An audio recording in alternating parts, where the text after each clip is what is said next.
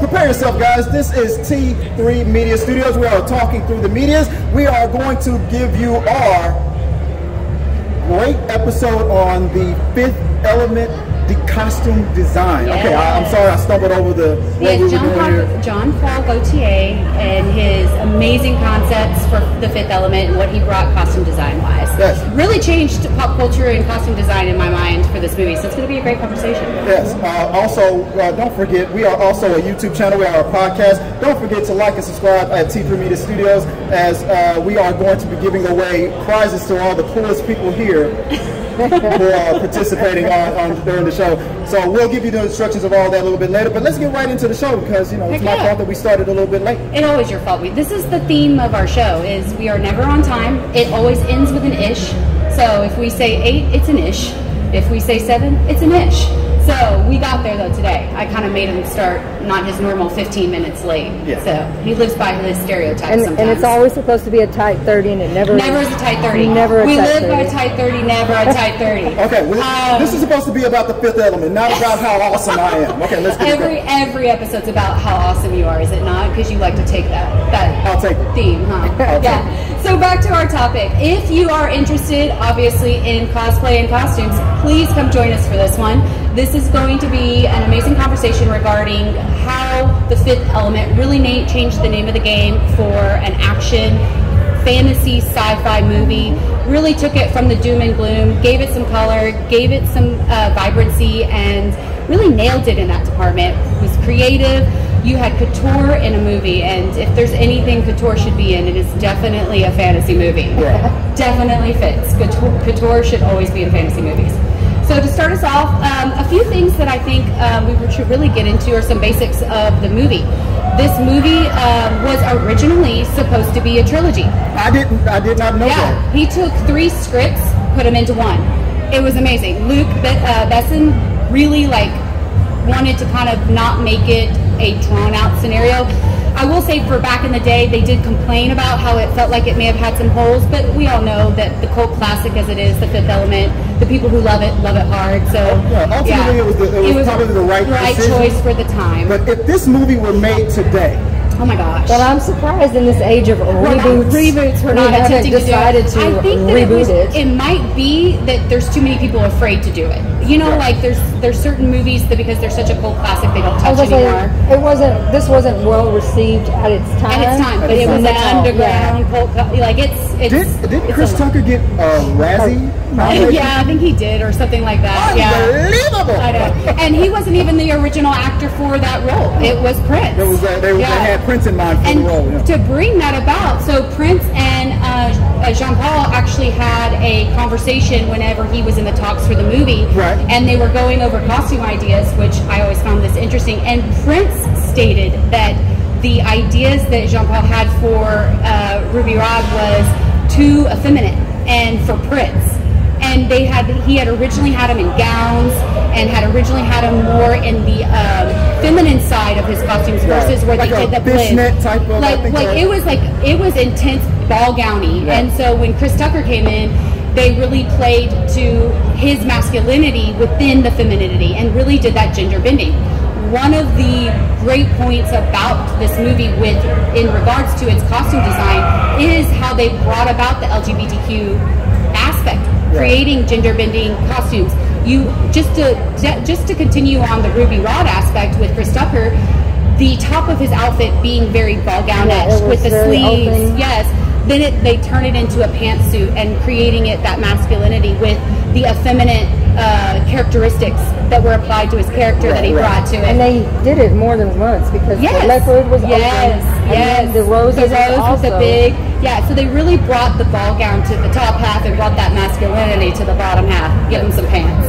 So it was really nice that way. I think that Jean Paul really made that gender bending aspect to it mainstream at the time, which for that time was not seen. Right. You did not have that in your main movie. Wasn't a lot of that especially in the 90s. There wasn't a lot of that going on then. Yeah. But you see, Chris Tucker did at least pull a little inspiration from Prince, because the theory of Prince is Yes. He may be on the effeminate side, but he can pull any lady he wants. I know. And that was, I think, the genius of his character, Chris Tucker was like, well, we're going to do that. We're going to continue that role. In an effeminate outfit, but I got the He's going to be a ladies' man. Well, you know, when you think about what the movie time frame is set in, it's like 2,260 something. What is it?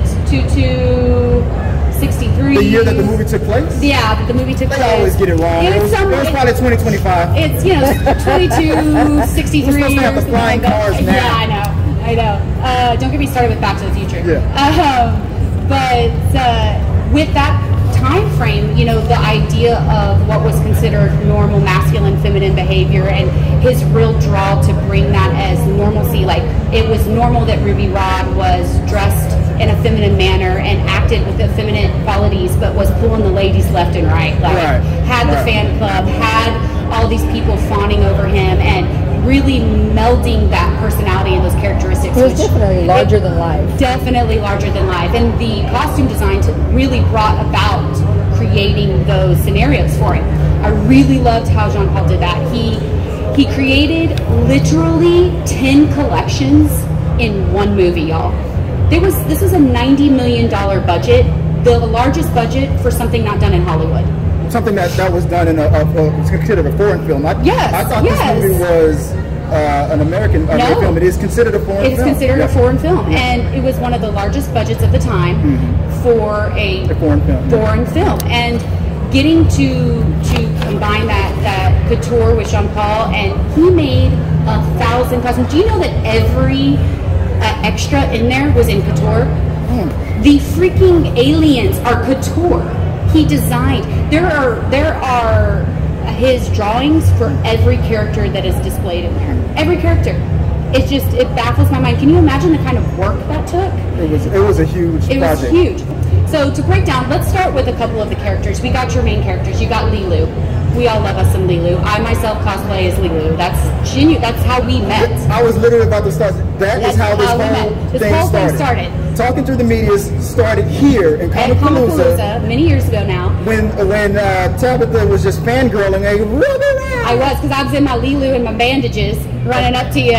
Runs up to you. I was like, oh my God. All supreme being and everything. And and then we've been friends ever since. And well, frenemies. Yeah, it's a love-hate relationship if we're going to be honest about it. I mean, very brothers-like. Yeah. We started out, it's a very much Step Brothers movie. That's us. Yeah. Started out hating each other, fought a lot, ended up with some love-hate. So threatens to punch me in the face when I sleep. He's got a punchable face, y'all. Punchable face. It's a punch. You see it. It's a punchable face. Jeremy knows about my punchable face. Yeah. Yes. So it's always lovely to get to come back here and kind of relive these sort of like iconic things that we've loved that brought other people together. It's a real kind of testament to what Comicpalooza is as well. Just bringing people together, loving the shit that we love, all that good stuff. So with that said, let's get to Leeloo. Yes. Leeloo's costume. Let's start with our first one. Do y'all know how the bandages came about? I assume someone was injured. No, well, like being birthed. She was, okay, so it's her birth scene. So they were like, okay, how can we do this birth scene, but you can't be naked? So they're trying to figure this out. So you got Mila's over there. She's like thinking about like the hospital gown. She's like, you know, we got to associate how you wear the hospital gowns, what that is. And so when they're talking, she's like, what about bandages? Could we do anything with bandages? Right. And then Jean Paul just like took it and ran. It was like a very sexy mummy-ish. Yeah, like, well, it was the bandages that like they, for their technology in that time, was like what shocked her to life after the DNA splicing thing that she was in. And so she wore the bandages as the birthing scene aspect to her. And it was just to kind of show a way for her to be born as the supreme being and a human while still having some modesty. She always had some really good interviews where she's talked about how doing the stunts in that costume was not pleasant. There was so much. There's not much to it. Yeah, she could not wear pads. She could not have anything protecting her skin. So she's doing all these stunts and she's getting beat to hell. Like, she bruised, scraped, everything. She did a lot of the things you see where she's destroyed on screen, she actually had. Right. They didn't have to give her so much makeup to bruise her up and to scrape her up because she was doing the stunts and getting them naturally. Practical effects. Yes, it was practical effects. So I always thought that those sorts of things, how they took advantage of what was happening in the making of the movie, really kind of gives it that authenticity to what's going on, which I loved. Also, not the original. We've talked about this before in previous episodes. Not the original, not the person that could have played Leeloo. Yeah. It could have been one of my favorite actors from. I know we're supposed to keep it PG, but Showgirls. I know. Don't get me wrong about Showgirls. That's a whole. You got to watch our show to know about that show. Or that movie, I should say. That's a pivotal movie for me. It started a lot of my life. It was an awakening movie. Yeah, but yeah, that could have been one of our Leeloo in an alternate universe. Alternate universe. Saved by the Bell. Well, Jesse. Elizabeth. Yeah. What's her name? I genuinely am drawing a blank on her name. But ultimately, I feel like Mila was. Mila was a great. I think she was the chosen. Looking back on it, it's hard. You know, you make these comments about what actor could fill this role and how would that movie been different. I don't know if I want to even imagine a different actor for Mila's role for Leeloo, because she just really. It was the right role for a model transitioning into acting. Right. To take. There was very little talking. You had to act with your body, which is what models do. And speaking of her being a model, probably helped. Really generated a lot of help in that aspect. And she did a very good job modeling those clothes. Exactly. Acted her butt off. She acted her butt off. I know we have a very not PG show, so I'm having to watch my sailor mouth. but she did a phenomenal job and looked great while doing it. Absolutely. Absolutely. She really pulled off, I think, what would be, and granted, it's an unrealistic aesthetic to aspire to, the idea of Mila and her body, and we get that, but she's a model. It was that time frame. It's that time frame. It's for the time of the 90s. That's what they did. That's what they presented. The models were skinny, and the models had really no curves, and they were very small-chested, small booties, like, didn't extend the knowledge of what women were across the board. But I think it worked out really well for the time, and we can't judge a movie from the past necessarily by the current times, which is always what you say. What was your favorite Leeloo costume? Well, my favorite is the bandage. The bandage? I'm also gay. That makes sense. I think my favorite is the. I think my favorite is the one from the opera. Ultimately, I felt like You're talking about the white, because that white top, the suspenders? The scene when she took out all well, that's her fighting outfit. You can't fight in bandages. You crazy? You saw her. She was falling through crap that time. We went through the taxi and everything. We would have had a moment. There would have been a different moment. Everything would have been exposed. She might as well have been naked at that point. You can't kick in that. Moving on to what's the so to bring about her next costume within that. One of the things I don't know if a lot of people noticed is Jean Paul had an orange theme throughout the whole movie. There's different aspects of different characters that carried that orange color throughout it, and he did that on purpose. It was a way to tie the vibrancy and the connectivity of the characters, which I thought was a really visually brilliant way to go about that theme. You had her hair being the orange, her suspenders being orange. You had Bruce Willis's character, his tank top, being orange. There's just, and if you go and you look through it, there's going to be these little pops of this orange theory throughout, which is a fun little game to play when you're having to rewatch a movie you've seen 4,000 times. So it's a neat little thing to get to create that aspect of it. Whenever we have some Tito's over here. We can just get started right now. I know, right? Right. So really cool aspects of how he brought it about in his theories, his knowledge, and his vision within this movie. If you'll notice that one of the themes you'll see about is, you can tell this is really a Jean Paul Gaultier thing, is with Bruce Willis's tank top, he started for men, he would do those cutouts. So that's something that Jean Paul did in his collections for his regular fashion design. His actual fashion design. So he applied that theme and that aesthetic to the movie's fashion design as well, which is really cool when you start looking at where he brought in his consistent themes that he did throughout each of his collections into this. He didn't have to stay within that. He didn't have to bring it in, but it was sort of his signature, and I liked that he did it. And I gotta say, more men should really need to be wearing cutout shirts. It looked really good. It's a nice aesthetic. I'm securing my masculinity to Where's get that cutout shirt? Get you a crop top, cut out that top, do it. Bring out those cutouts. football players were trying to bring it back. I mean, I will say, the men are bringing the crop tops back. They're pulling it out. So I say more power to them. They need to be showing the abs. They worked for them. Let them do it. I mean, you know, the 90s, 80s, the basketball shorts. I know. Bring back the legs, everything. Bring it back. I know. Wait, oh my gosh, be careful about those windbreaker shorts, though. I don't know if I can handle that with every guy.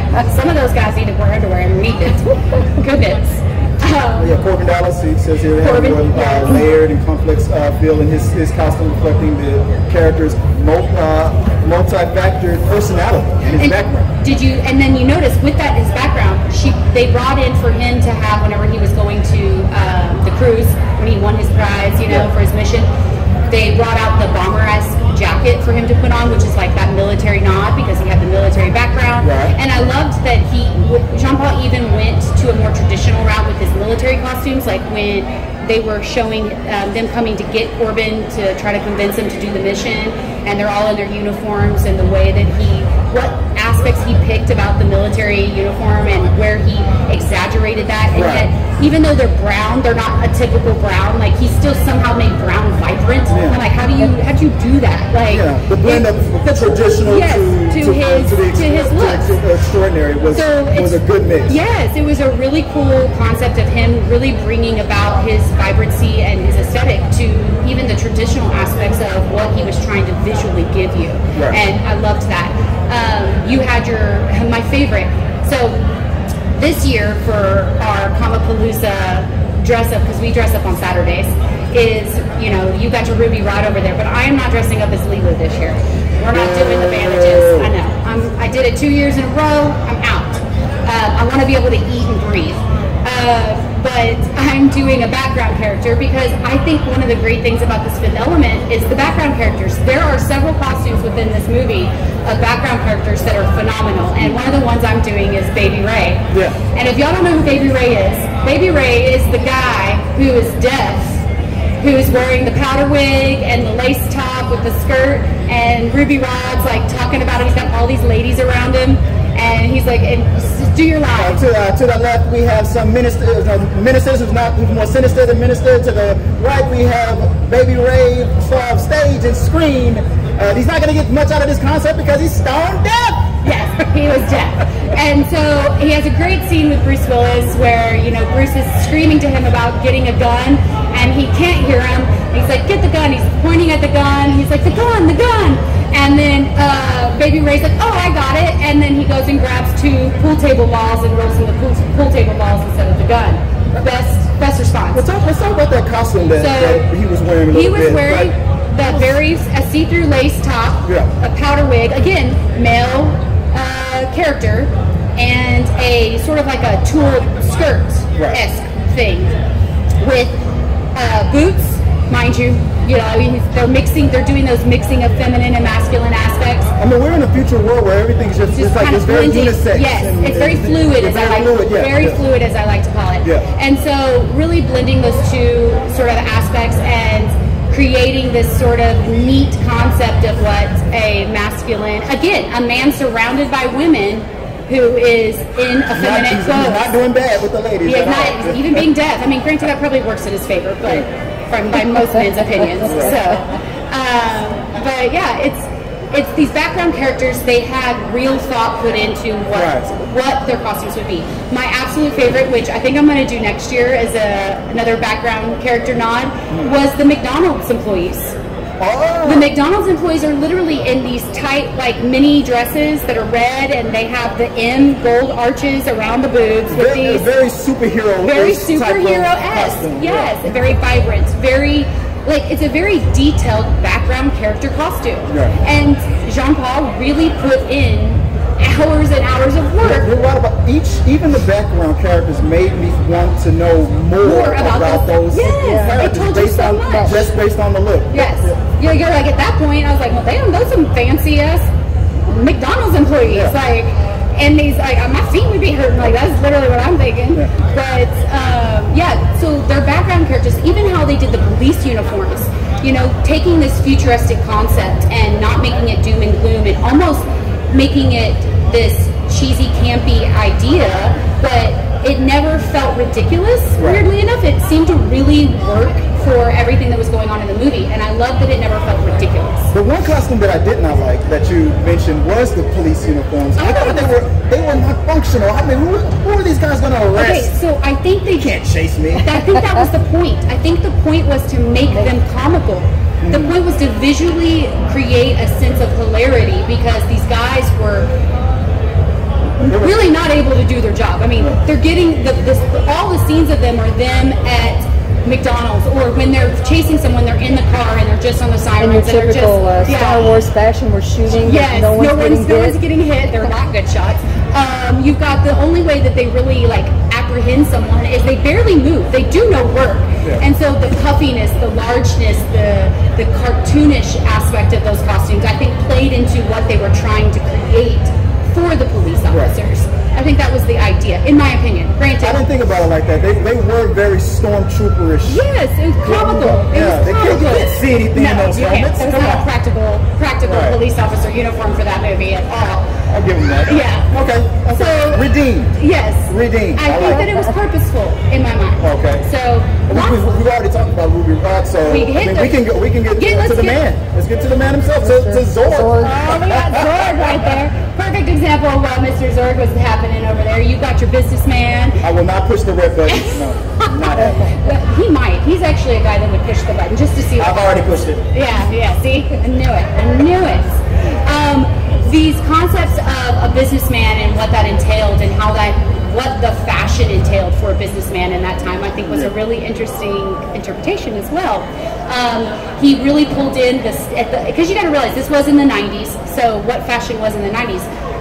Business, like large, like the visual striped suit was actually the pinstripe pattern was sophistication. It was a real trending thing at that time, and it wasn't like the thin lines. We're talking like the thick pins, like zoot suits were even a thing in the 90s. So it really made sense for them to kind of bring that aspect to what was considered the businessman or the bad guy that you're meant to. Got a luxurious look too. Yes, you got the material they use, and then creating even like, for example, the way that they did the hair, where he's got the plastic aspect to what is a hat or a headpiece or a hairpiece of the time, what his hair's coming out of, and so purposefully what that's doing, because to this day, I mean, think about all the crap we wear. I mean, I have a hat collection, so just think about how that would translate and transition to the future and what we would utilize it for. I'm kind of nervous with this segment because I feel like if we don't give his costume a glowing review, that we're definitely going to feel the wrath. I know, right? Because he's not kind. He's not kind. I, for one, love the Zorge Corporation and endorse their products. Absolutely. 100%. 100%. Tabatha Media is officially, unofficially sponsored by Zorge. Bow down to a corporation that's greater than you. Okay. I say Gary Oldman was fabulous. Gary Oldman was fabulous. Oh yes, he really. I mean, he played that role so well. Like, I mean, so well. You despised him in that movie, but was curious about him. Like, what is he really about? Like, you wanted to know more about his character.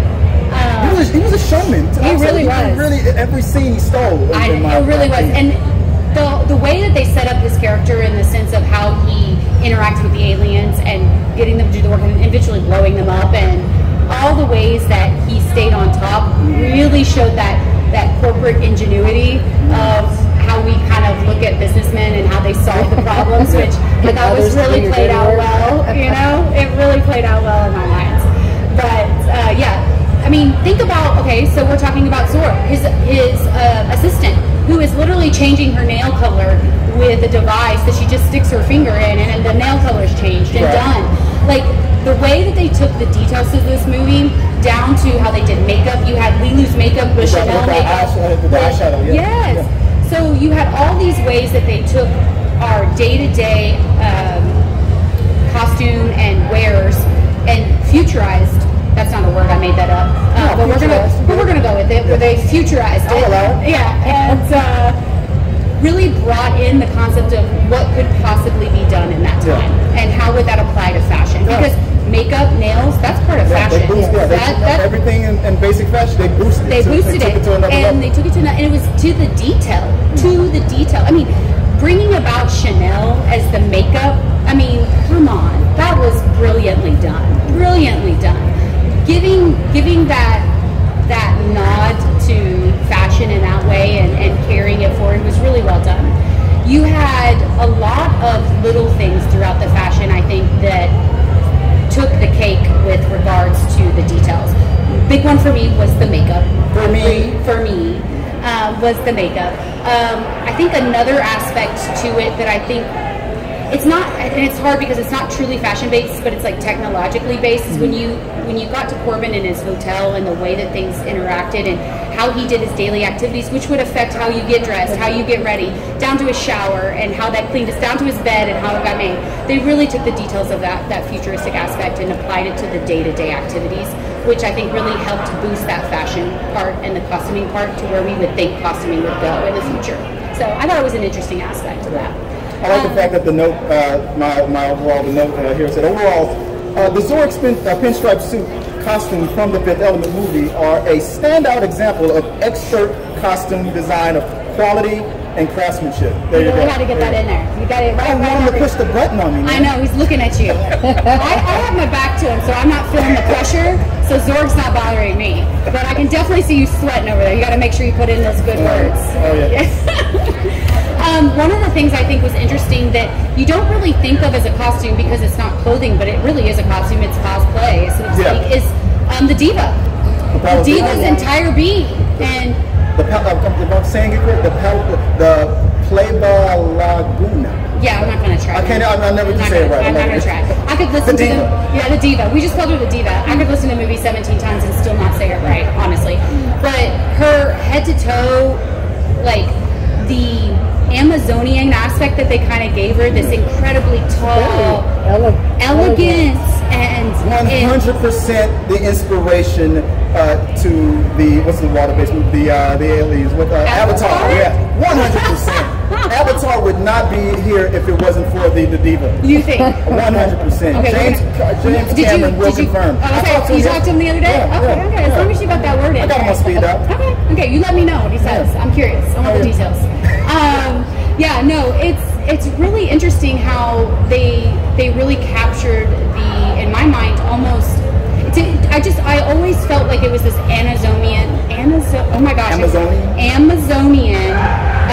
vibe to her. She was very strong, but yet soft and comforting, and that she was powerful yet needed protection because she, didn't have the agility. Like there was all these aspects of it. She was trusted and honored and within the movie, and so you had this costume that had to display all that.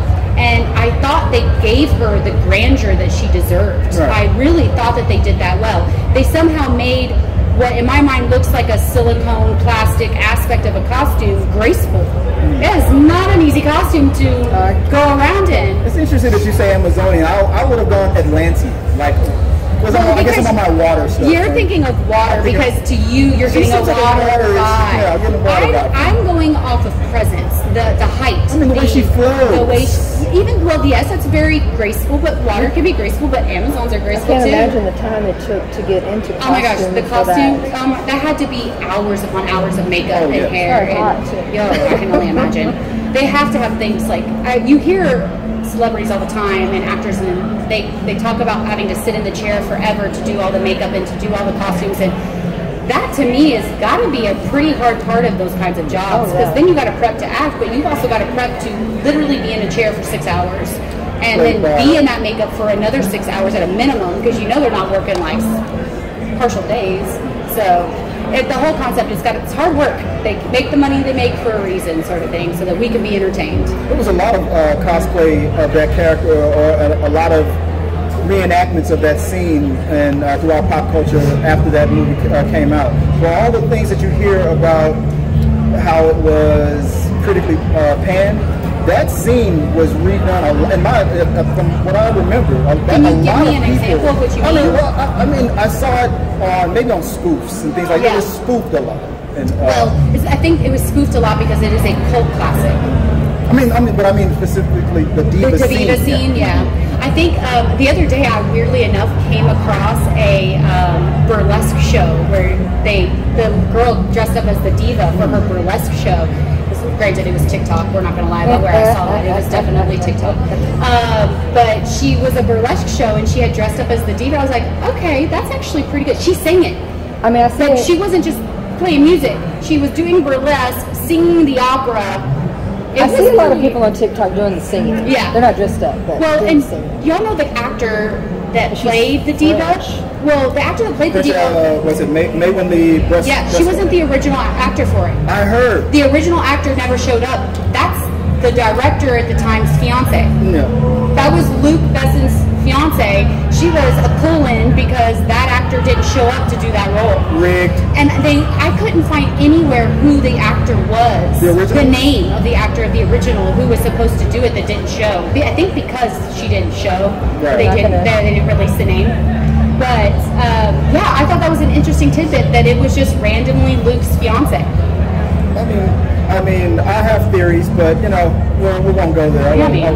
Whatever your theories are. But either way it goes, it worked out. I mean, yes. I mean, I know it's a costume that's covered mostly with makeup. You can't really see face, and anybody probably could have played the role. But hey, I feel like everything in the world that's meant to happen eventually does. Yeah. She was meant to play that role. And did you know the lady who actually sung that song for the movie redid it? Like, she actually did a TikTok about it, and to where, because people say, well, you can't actually hit those notes, that was synthesized. It was synthesized, but she could still hit those notes. She's still able to go down and up the way that she did. It's just not easy and takes lots of training. Yeah. But they did synthesize it to give it that techno feel as she went into that song. But definitely played a role of I think how they displayed that.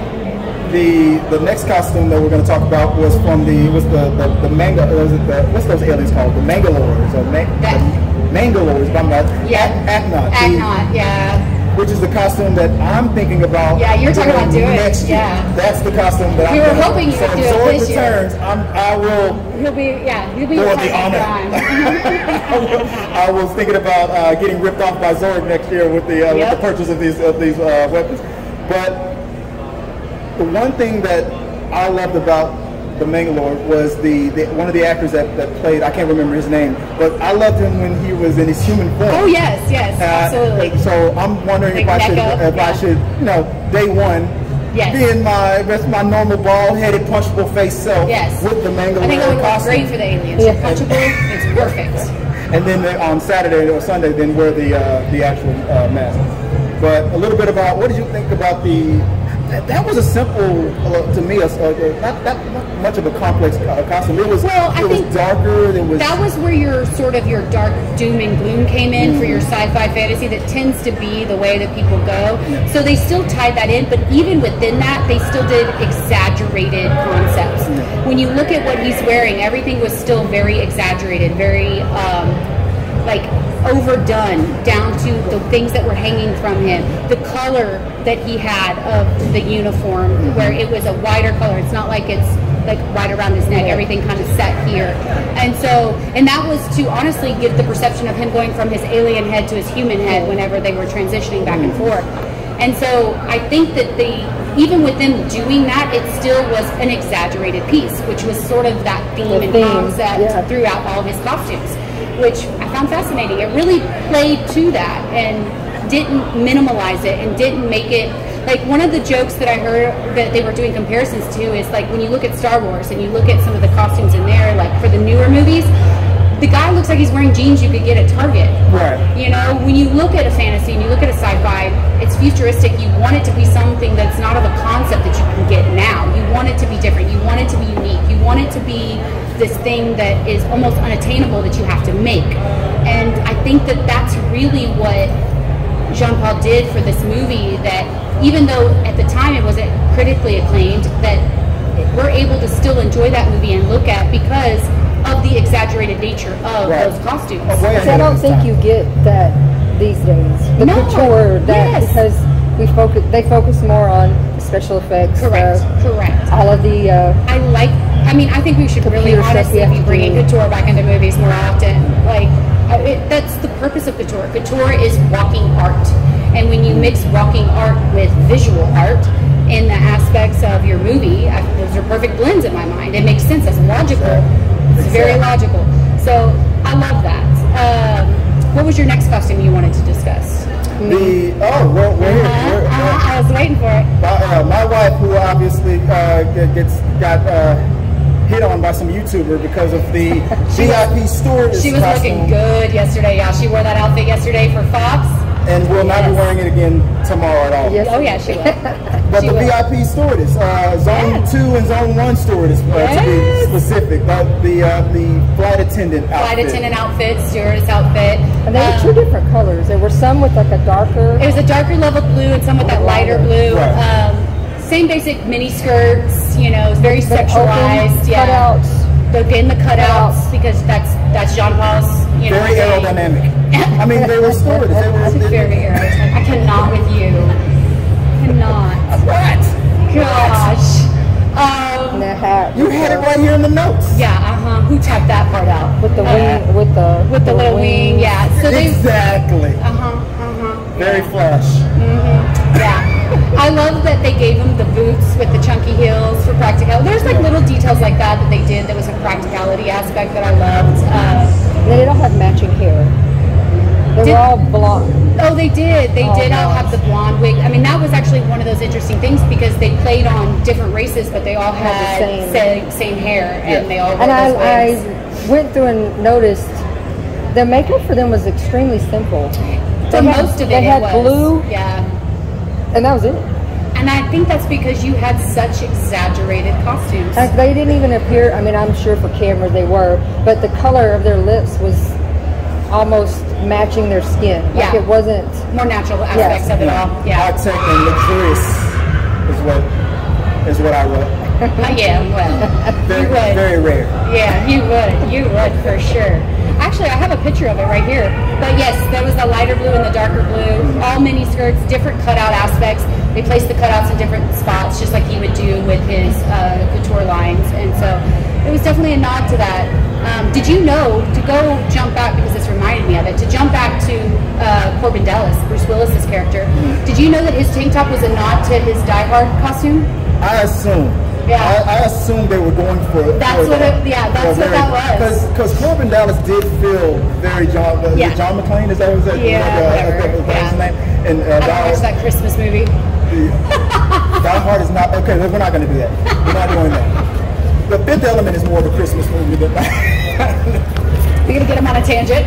before Die Hard is, okay. But no, I always only remember those two actresses because there were those two scenes with Ruby Rhod, but there was about what six different because they were in different scenes throughout with regards some had no speaking role. Wasn't one of them, didn't they have one of them next to the lady who was giving out the leis whenever they were coming on the cruise ship, things like that. So they kind of placed them, and again, that's that background character detail that they really played to in the movie. So again, they did a really good job. Can't complain about that. So one of the things that I do want to make sure that we note before is I really have to give Jean Paul credit for his ability to, and I said it in the beginning, but I want to say it again, to really bring about his need to show what fluidity would look like mainstream throughout his concepts. He really gender bends in a lot of ways, and he did that within his collections as well. When you look at his collections, he would make skirts for men that look like skirts, but they were actually trousers. Things like that. Or he would make a long skirt that went with a very masculine top. He would always do these gender bending things. I like when you say that. Did you make that up? Gender bending? No, that's a term. Okay. Gender bending is a term. I'm not that brilliant. I did not come up with all these. No. He really did bring about something in pop culture that made it a normalcy to see, and I just really love that. When you look at this movie from that kind of lens, and you look at what he gave pop culture at that time, and helped in a community that didn't have that to see, very much the fashion of this film it's like fine wine. The older it gets, the better it gets. I know, and it's cheesy. Like I even made my kids watch it. They have seen the Fifth Element. Because you're a great mother. We got to get more kids to watch it. I know. Our kids loved it. They loved Ruby Rhod, of course. Yeah, because you're running around doing your lines around the house. I'm like, pay attention now, Ruby Rhod. Remember that name. Oh my God, the show's about you. We know. It's all about you. We know. So it's one of those things that I think that it does hold up well in a lot of ways through time. And there are of course going to be things that were like, that was a little rough to watch, but we got to remember when it was made, what it was presenting, what it was having to deal with within what was allowed in the culture back then. And I think it was just one of those movies that did a really good job of kind of opening your eyes to some things and seeing, pushing that envelope and really creating a new look of what futuristic could be and how it could be fun and bright and vibrant and not doom and gloom. Or green. Super green. Super green. Super green. Yes. You and your super green. Oh gosh, you got any other notes? You need to do your finals. I mean, that'll do it. That's the end of the whole show here, guys. Remember, I'm going to be giving away more flyers and giving you the instructions for this contest that we're going to be doing. So if you follow us on social media, you follow us on our YouTube channel at T3 Media Studios. You comment on any of our videos on any of our socials with the hashtag. I think it's #CP T3Medias. You will be automatically entered for a chance to win the 4K Ultra Blu-ray version of The Fifth Element. Very rare, very rare.